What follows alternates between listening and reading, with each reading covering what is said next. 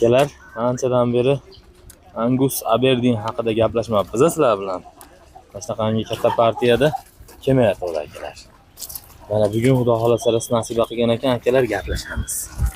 Angus tozalar akalar, 100%lari, 100% hammasi to'qol ekan.